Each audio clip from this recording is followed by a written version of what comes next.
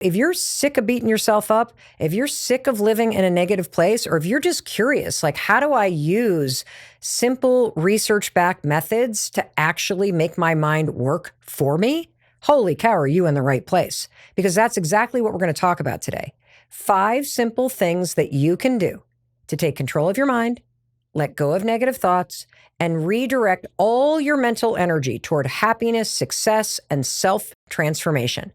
And so, I always am very intentional about why I want to talk to you about certain things. And what inspired this conversation today is the conversation I had with my daughters. I mean, we always get on FaceTime, the 3 of us do, typically when one of us is getting ready or we're waking up in the morning. And we were on FaceTime the other day. And as I shared earlier, one of our daughters is 24. The other one is 25. One lives in New York. One lives in LA. I live in Southern Vermont. And so just like you do with the people you care about, we get on FaceTime all the time and we're yapping away. And all of a sudden, one of my daughters is like, I'm just in this negative place right now. It's like, nothing I do is enough. Everything that I put on my body doesn't look good. No matter how hard I'm working, I just am constantly trashing myself. And then my other daughter chimed in, and I was horrified to hear that they were both kind of in this place where they're focused on the negative, where their thoughts are kind of turned back against them. And as we're having this conversation, it reminded me of a story that I've shared on this podcast and I've shared in some interviews that I've done. I've been talking about the Let Them Theory book. And so you may have heard this story, but it's such an important and compelling story that it bears repeating. And so here's what happened. My 25-year-old daughter, Sawyer, and I wrote the Let Them Theory book together. And on the press tour, a ton of people have asked me, what was it like to work on a project of that magnitude, writing and researching a book with one of your kids? And it was incredible. I mean, it was absolutely incredible for a number of reasons to not only get to know her in a completely different way, because I'm her mother and she's my daughter. And so we have the mother-daughter dynamic and we're very close, but we've always kind of had this friction. But having this project that we could both focus on and organize ourselves around was super cool because I got to experience her in a completely different way. And here's what happened. So when we first started working together, I asked her if she would simply just do this research project about the Let Them Theory because we had done a podcast episode on it. And there were all of these comments. It had gone crazy viral and really resonated with people around the world. So I was like, hey, Sawyer, would you just dig into the comments on this podcast episode and the things that you're seeing that people are saying online about the things that I've been sharing, and then come back to me in a couple weeks with an analysis of what, you're seeing. And I expected this to take like 2 weeks. Now, mind you, I'm very different than my daughter Sawyer. I mean, I've got like this crazy artistic ADHD brain, and Sawyer thinks in Excel spreadsheets. Before working for me and working with me, she worked at a huge cybersecurity firm that is in 44 countries and was in like the digital marketing and marketing tech side of that business. And so here she is taking on this research project for me on the side. And I'm expecting this thing to take 2 or 3 weeks. I'm expecting the result to be like a briefing that is going to be a couple pages long. She hands me 36 hours later a 27-page, like, I don't even know how to describe the way this thing was organized. It was like columns with color-coded tabs and links to the source material. And she had a 2-page synopsis of her analysis of all of the sentiment online. And she had identified all these things that needed further research. I mean, it was jaw-dropping. My brain just doesn't work like that. My brain is like letting a box full of mice loose in your kitchen. Everything scatters in different directions. This was a level of organization and mental horsepower that I actually didn't know she had. I just didn't understand that this was how her brain worked. And when I saw this work product from her generated in 36 hours, I was not only dumbfounded at just how intelligent she is and how differently her brain works. I had this heartbreaking realization. as I looked at the 27 pages, I thought to myself, oh my God, I now know why she's so hard on herself. Because if she doesn't have a project to aim this supercomputer at, she aims it at herself. And I just want that to sit in with you for a minute. That if you have this supercomputer, and you do, you have a supercomputer between your ears. It is designed to solve problems. It is designed to spot patterns. It is designed to learn new things. It is designed to keep you safe. It is designed to analyze things. It is designed to create and to connect and to constantly be growing. That's what your brain is doing. It's doing an incredible job, because if you're listening to this and you're able to hear these words and absorb this information, or you're watching me on YouTube right now, your supercomputer is engaged. It is processing information. It is filing it away in your brain. There are neural pathways connecting and firing and wiring together. Like, it is doing its thing. It's keeping you breathing. It's keeping your body temperature in a certain place, all while you're doing this. And that's just like a scratch of the surface of what that supercomputer is doing. But I want you to really stop and consider what I'm saying. If you have this massive horsepower between your ears, which you do, and you're not aiming it at something like a big project or something that's important or something that's positive, it's true, isn't it? That your brain aims itself back at you. And when this happened with my daughter and I had this realization, it was as if I was meeting her for the first time. I finally understood her at a level that I had never understood her as her mother. And it even revealed a little bit about why I'm hard on myself. I mean, I just described my brain as working like taking a box of mice and letting it loose in your kitchen and everything scatters everywhere. But I have absolutely had those moments, and I know you have too, where you are so focused on something that you're enjoying. Like, it might be something like gardening. It might be that you're a great video gamer, and so you get lost in the moment. It might be when you've played sports or you're playing an instrument, or it might be when you're out on a hike and you're just so hyper present. Why? You can get lost in the flow of focus because you're in the present moment, because your supercomputer in your mind is aimed at something outside of you. But isn't it true that in those moments where you feel consumed with negativity, or you're beating yourself up, or you're constantly telling yourself it's never enough, or you're seeing nothing but the negative when you look in the mirror, you've just taken all that horsepower that is designed to create and laugh and grow and solve problems, and you just aimed it right at you. And so it got me thinking, if you have a brain that is designed to do all these incredible things, solve problems, grow, learn, laugh, create, be present, build, like all these amazing things, how is it that you and I can take that truth? Because I think you're with me. I can kind of feel you with me, like, oh my God, I've never thought about it that way. It's true, Mel. Like, if I'm engaged in something, I'm not beating myself up. If I'm working on a project that I'm truly focused on, I don't have time to trash my appearance. Never thought about it that way.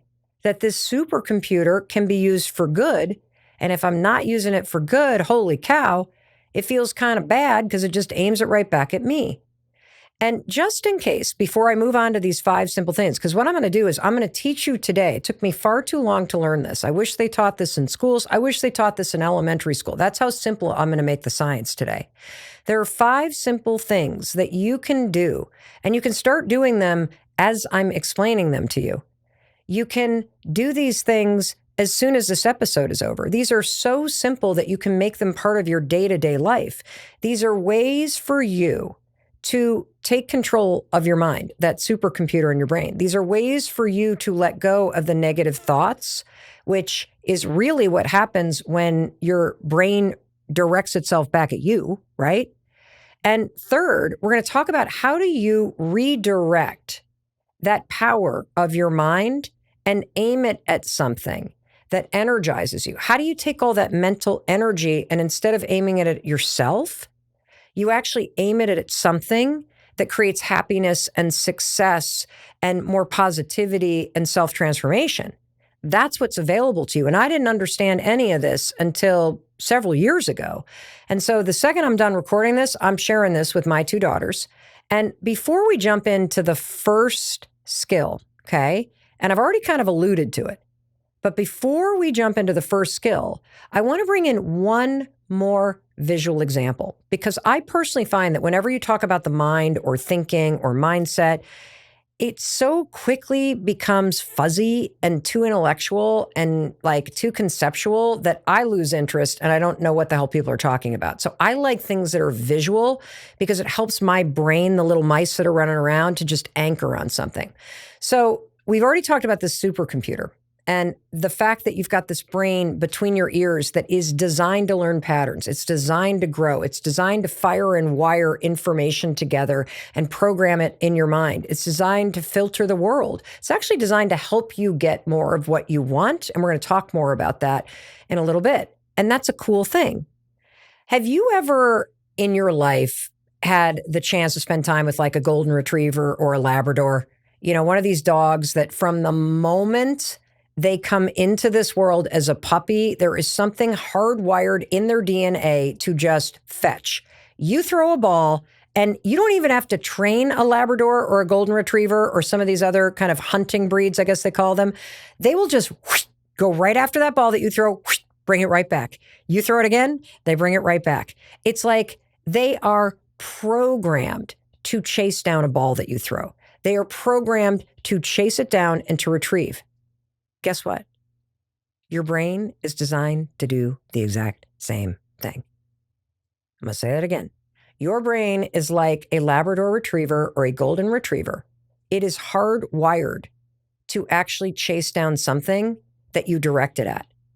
And so I love this visual because the first thing that I'm going to talk about today of the 5 things that I'm going to teach you is one of the things that helps you get out of that negative rut where your brain is aimed at you and you start trashing yourself down, right?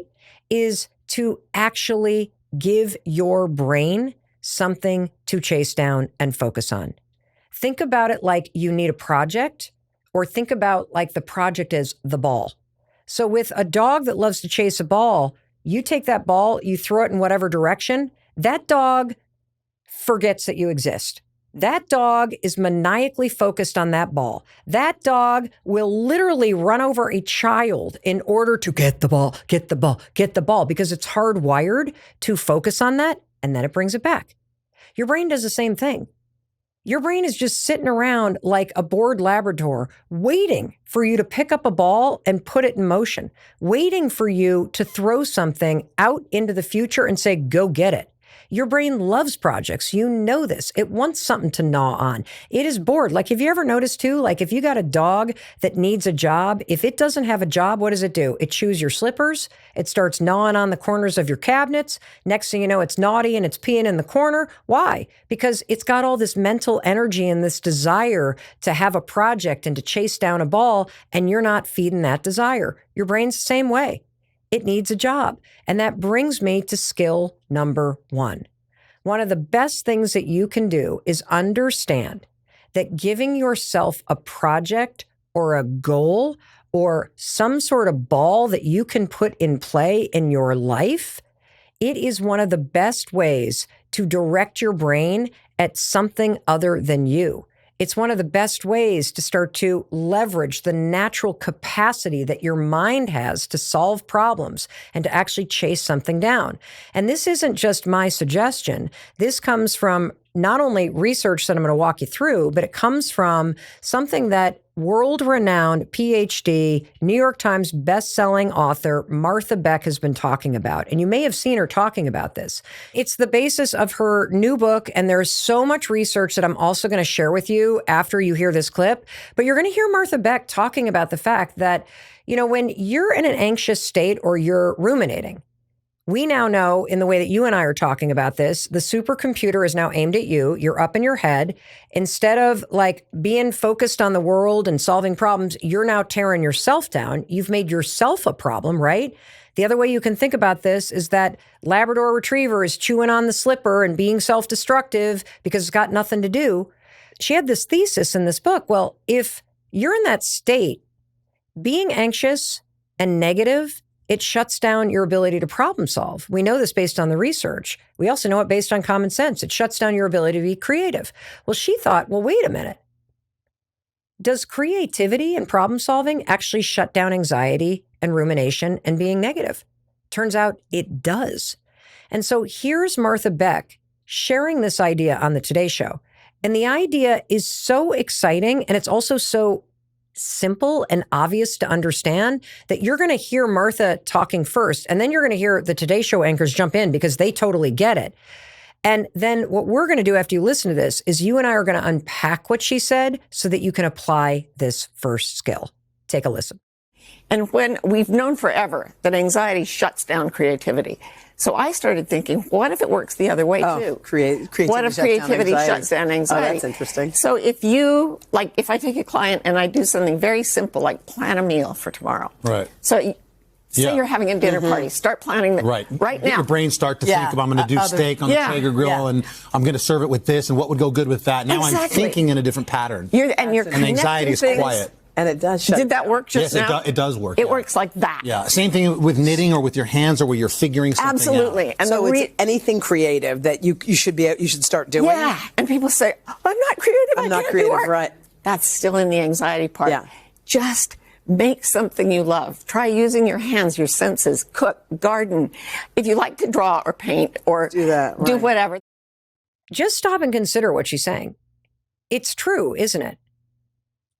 That when you're idle, your thoughts turn negative. When you've got nothing that you're focused on, the supercomputer focuses on you. And because it's a problem-solving machine, it typically is looking for problems, and then it turns you into one. And so I love what Martha Beck is saying, because she's basically saying, anytime you're worried, anytime you're negative, it's a sign that your mind is now turning you into a problem. And we can change this by picking up a ball and, in her language, by doing something creative with your hands. She talked about how, like, just start planning the meal for tonight. Open up a cookbook and start flipping through it. And now what are you doing? You've thrown a ball. Your mind is now focused on solving the problem. The problem is no longer you. The problem is, what are we going to create for dinner? It's a simple idea that has so much research in it. In fact, I want you to hear this research because it's not just about creativity. It's about the power of having a project that you can aim your mind at. This is this revelation that I had about my daughter that, oh my God, like, she's got so much horsepower upstairs, and so do you, that if you're not aiming it at something, it's going to come back at you. And I want to share some of this research with you because it's actually very exciting about simply having a project. And it could be a project like, I've got a project this weekend that I know that I'm going to get lost in. And that is, now that my husband and I are empty nesters, it's time for me to go through the closets in the bedroom upstairs and donate what is just being used as long-term storage by our adult children, right? And just kind of reclaim the space. That's a project. That will keep my mind occupied, which will keep me from turning it against myself and ruminating. And the research bears this out. Check this out. Simply having a project, according to research done at the University of Exeter, turns down negative self-talk. What's so interesting about this is that they found in this research study that when you have a project and you start chipping away at it, I walk upstairs, I open up the closet, I start sorting through what's in there, that the small steps literally rewire your brain away from rumination. It makes so much sense when you realize, well, that's because I am focusing my brain on something. I'm putting a ball in play instead of having it aim it at me. And when you don't have a project, you feel like you're not making progress towards anything, which means you have more negative emotions. So it works in the positive and the negative. And I think you can kind of see that when you're not really working on anything, you got an idle mind. And that's not going to come to a lot of good. Here's another research study from the University of Michigan and the University of Oxford. This one was published in a journal called Neuron. Having a project also boosts happiness because having something to focus on actually increases dopamine, which we know is kind of this neurochemical that gets released in your mind that is all about drive, and it helps you focus. And your brain is going to release dopamine, not when you clean out the closet, not when you finish writing the song, not when you finish paying your bills, not when dinner is finished cooking, but rather as you're working toward it. How cool is that? And it kind of makes sense because if you take as fact that your brain's a supercomputer that wants to solve problems, that wants to engage in something, that wants to build and design and create and have a project to focus on, when you provide that to the supercomputer between your ears, your supercomputer is a little happier because it's able to chase a ball. It's able to do what it's designed to do. Here's another study from Pennsylvania University that having a project to focus your brain power on strengthens your overall mental health. Goals give you direction and purpose. Goals help you navigate challenges because it actually gives your mind something to focus on, which helps you build resilience against stress and emotional struggles. And you know what's interesting about that is that I know based on what I'm seeing in the inbox as your fellow listeners are writing in from around the world that you're experiencing just unprecedented levels of stress. And we know that based on the medical experts that we talk to on this show all the time, that the levels of chronic stress that people are experiencing are at unprecedented levels. And it would have never occurred to me that one of the ways for you to not allow the stress to put you in an even more negative state would be to have a project, something like a painting to do or a closet to clean out or like some sort of something that you're working on, because that means that even in a stressed out state, you have something that you can aim your brain at so that your tired, stressed out brain doesn't start turning you into an even bigger problem. I just love this research. So, number one, what you're learning is that in order to take control of your mind, in order to let go of negative thoughts, in order to redirect your energy toward happiness, success, and self-transformation, skill number one is put a ball in play. Find a project. And if you can make it creative, if you can use your hands, even better. Because when you focus that supercomputer in your brain on something outside of you, it is happy and it's excited and it's now engaged, and that's going to leave you with space that is going to feel better for you. So that's skill number one. What do you do when it feels like your mind has actually turned against you? And there's two reasons why I want to talk to you about this today.